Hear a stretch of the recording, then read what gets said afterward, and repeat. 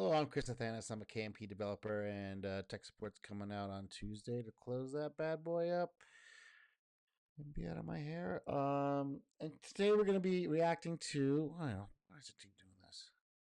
Yeah, we'll be reacting to another Robin He video. Go ahead and give him a like and subscribe. We're on the same wavelength. We kind of see things somewhat differently, but we're on the same wavelength. All right, let's get started. Hey, what is up guys? Welcome back to my channel. In my last video, we dove into the SaaS revolution and the rise of micro companies. I also talked about AI, and I've noticed some developers are putting their heads in the sand, hoping that AI ain't gonna happen. Instead of living in denial like I did when Bitcoin was introduced to me at $2, why not consider the alternative outcome where you have a chance to catch the wave early? Anyway, remember. Well, I mean, it's not catching the wave early. I think people are aware. I mean, developers are aware of these AI tools, but they're just not connecting the dots yet. That these aren't for the big companies to use. These are for little companies to use. This is a thing that's going on that is uh is going to the zero interest rate policy, ZIRP policy, low interest rate tech startup drive driven is not gonna that's not happening anymore.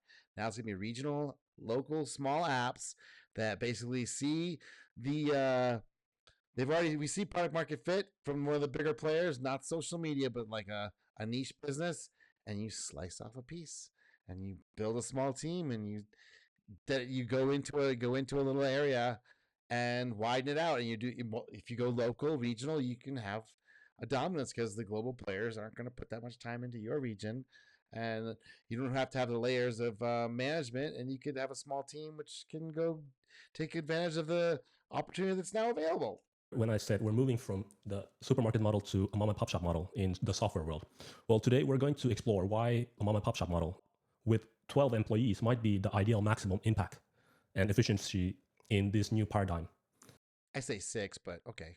So, in our last discussion, I mentioned that these new micro companies could range from 3 to 12 people, but there's something special about hitting that upper limit of 12 people. I think the upper limit would be about 12. It's not just any arbitrary number. It's a sweet spot that balances specialization with agility. Picture this, a team where everyone knows each other's strengths, where ideas flow freely, and where decisions are made in lightning speed.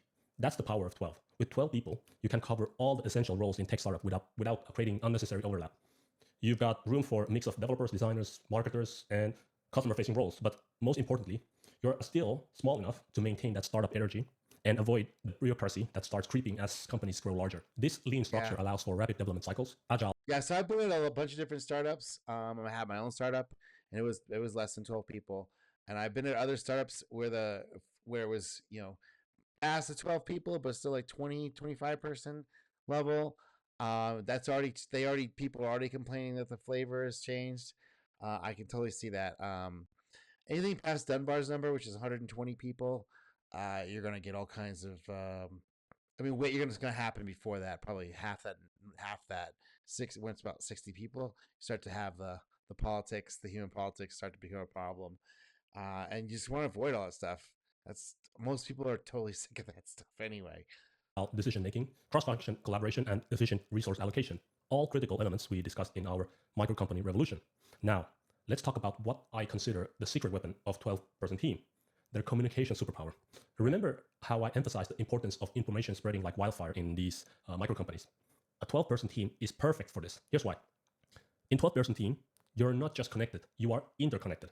Information flows instantly in all directions. No, bureaucratic. Well, a lot faster than a traditional company, and yeah, 12 people, you're starting to hit the sweet spot there. I don't think you can do six or eight, something small like where people actually can keep up with all the things that are moving, and that's also taking on either a known industry. Somebody has a niche that they know they want to exploit, and then using these. Well, I think this Kotlin KMP multi-platform Kotlin multi-platform tooling is amazing because you write one platform, one code base, Kotlin, one set of libraries, which is all the KMP stuff, and one set of UI which is composed, and you can have iOS, Android, web, desktop, and if you get locked out of a store, you just switch to a web app. I mean, or desktop. You can launch it on desktop as well. So This is the thing that's changed, right? This is the thing that's changed. Matters to climb, no departmental silos to break through, just pure, unfiltered communication. Have you ever had a brilliant idea sparkled by an overheard conversation? In a 12-person team, that happens all the time. Yeah. Your developer overhears a pain point and instantly sees a solution. That's innovation at the speed of conversation. And when everyone on the team is using this common set of tools, which is being pushed by JetBrains, they're not letting go. This has been going on for at least 10, 12 years that they've been putting this in motion, and now we're seeing the fruits of it. It's super exciting, and most developers aren't aware of this, and most iOS developers would balk at this. It's really funny because Android have been the ones that have been trying to keep up to catch up with all the iOS features, and now it's going to be flipped the other way.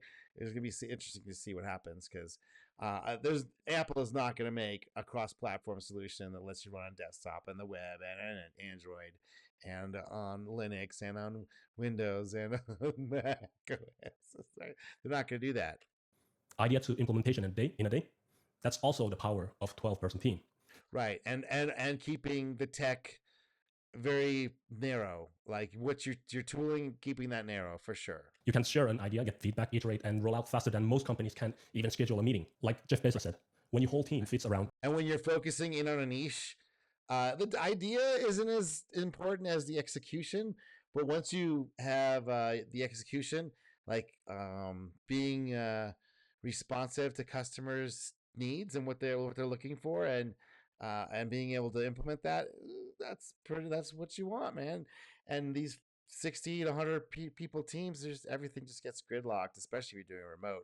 Like 6 to 8 person team, you can do it remote. You're going to have a few of the people, the main people, are going to have to be in person. Sorry, it's just how it's going to have to be, at least in the beginning, unless you already kind of know each other and all that stuff. So there's going to be some in-person stuff, but if you concentrate on doing a regional, a local niche app or some sort of business that takes advantage of a business opportunity and of some niche, that's what's happening right now. 2 pizza boxes. Magic happens. All hands meeting are actually all hands. Everyone contributes. Every voice is heard, and decisions are made on the spot in a team. Yeah, you can't hide. So those are just for this is not going to be for average people. Early, these startups are not going to be just for regular people. They're going to have to be people that are seasoned, that know what they're doing, and you can bring in 1 or 2 people that are new or coming up, whatever. If you see that's out there, but there's people that are dedicated to. They have to dedicate this, for a couple of years before you can, think about exiting or getting acquired by another one of these little companies. Because there's a whole market for these businesses now that people are just now becoming aware of. This is the little brother tech coming on that's gonna. In the same way that IBM lost out to the microcomputer revolution to Microsoft, which they thought was a joke. Yeah, this is the same thing that's happening right now. 12, culture isn't a poster on the wall. It's in the air you breathe. Values and visions are reinforced with every interaction, creating unified force driving your company forward. This communication superpower turns your 12-person team into agile, high-performance organism. It's by necessity. Why these micro companies can run circles around tech giants in a world where speed is king. This is your rocket fuel. But here's where it gets really interesting. This size is also incredibly attractive for potential buyers. Think about it like this. If tech giants are whales, these 12-person teams are perfect size fish for them to swallow. If you're a tech giant looking for absorb some fresh talent and innovation, a 12-person team is the perfect bite-sized nugget. It's cohesive, it's agile, and it's easy to integrate without causing major corporate indigestion.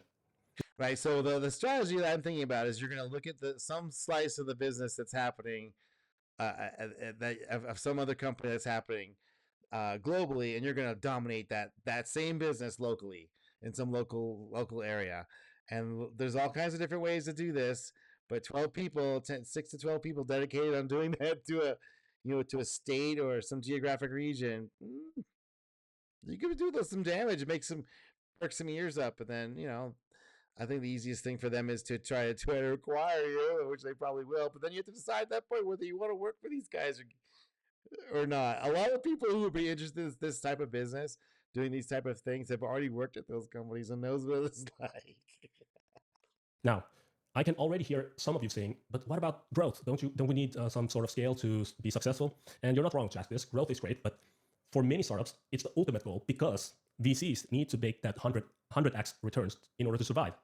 But there's also something to be said for the lifestyle business angle here. Imagine running a tech company with just 12 people. You're making cool products. Right. You're paying yourself well, and you don't have the constant pressure of chasing the next funding round Right. or hitting some. Yeah, so this could be micro bootstrapped or once you so the thing I need to do a show on this or an episode on this how you can get product market fit, see product market fit before you start the engineering part of it. And engineers should be the ones doing this, by the way. Who are the ones with all the ideas? Well, you can confirm them now, and you have to spend some money on it. Okay, you have to spend some money. You can't do it for absolutely free, but way less than it'd be cost to go into the development cycle, build something nobody wants it. So we're trying to avoid that, right? We're trying to get with the agile process. We want to get there sooner, not quicker, right? This could take a year. It could take 2 years before you find the proper niche that's going to make sense. That's just how it goes. Growth target. You're all owner. You can run several experiments at the same time, but then it gets expensive, right? So how much money and time you want to? You need someone that kind of already sees the opportunity as as a critical member of the team and is willing to give up the glory of the big business, whatever thing, and they see the opportunity and want to build a product and then exploit that opportunity Of the company, so everyone around you is rich, giving everyone that work-life balance we're all craving for. At that point, you might not want to exit, but if you do, you've got options. Let's look at some success stories that prove the power of small. First, we've got Instagram. They had only 13 people when it was acquired by Facebook for 1 billion. Tumblr had a small team of just about 10 employees when it was acquired by Yahoo for. Yeah, so I don't think the social media thing is going to be a thing, but like having some sort of delivering business value to other businesses, or is that's usually the area, or going into one of these industries that's very inefficient and adding some efficiencies. Those are the things that are available now because the cost of creating these applications it just got dropped by an order of magnitude, right? Because you're not trying to do a 120 person company, you're trying to do a 12-person company. 1.1 billion, I believe. And here's one that might surprise you. 37 Signals, the company behind the invention of Ruby on Rails, famously operated with a team of just 12 for years, serving millions of users. These examples show that our new software landscape, small teams, can have an outsized impact and attract major acquisitions. But let's say you do decide to grow beyond the dozen. What then? Well, that's when things start to get, complicated. You're going to need to start thinking about real management structures. You'll need team leads, maybe even a proper C-suite. You'll have departments instead of just teams. But here's the thing. Growing beyond 12 isn't bad, but it's just different. And it requires a whole set of skills. You'll need to become a leader, not just a founder. Right. You need to learn how to delegate, how to build structures that scale. It's a whole other thing. You're not building a company anymore. Now you're managing this thing. And there are people that really love that, right? There are people that totally dig on that. I'm not that kind of person. So this is why I'm super excited about this new opportunity with this KMP and these AI tools that lets you leverage those things. Yeah. Scale, how to maintain your vision and culture as you grow. Well, I've not seen that done very well, honestly. A lot of the founders I've seen that start these early stages. I was at a company called Chaos Tools, and I was at the early stage of that stuff.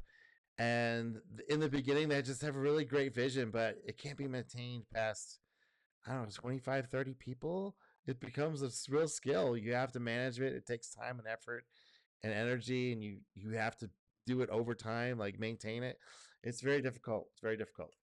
Growing beyond 12 is fascinating. That's out of the scope of this channel. Instead, let's refocus on why 37 Signals, a company that I greatly admire, advocates for a team of 12. Quote, you can do big things with small teams, but it's hard to do small things with big teams. And small, right? That's where we come in. Is often plenty. That's the power of small. Yeah, small is plenty. So I had a company, the startup I ran for about 7 years called DigiEffects. Small is plenty.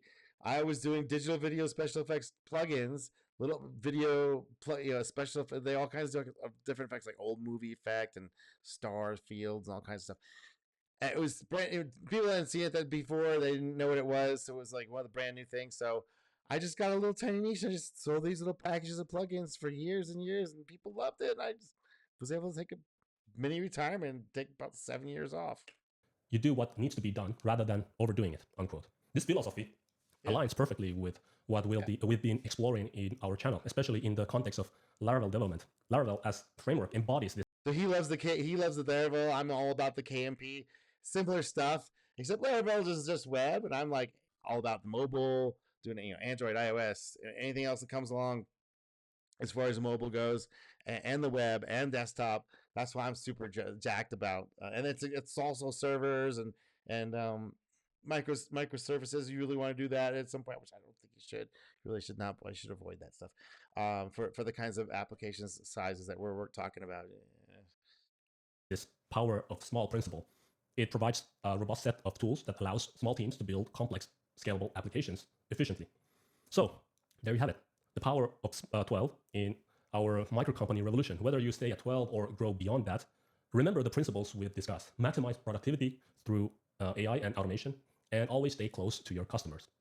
Yeah, so I was about 6 to 8 people, and I brought in part-time people at the company I was at.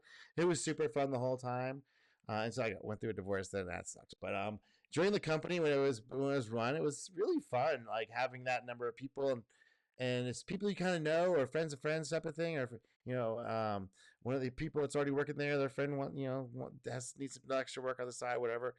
And some of those people became permanent, and some of those people went off to do other kinds of stuff. It's like pretty amazing. It's a lot of fun, actually. Way more fun than any 9 to 5 corporate environment I've ever been in.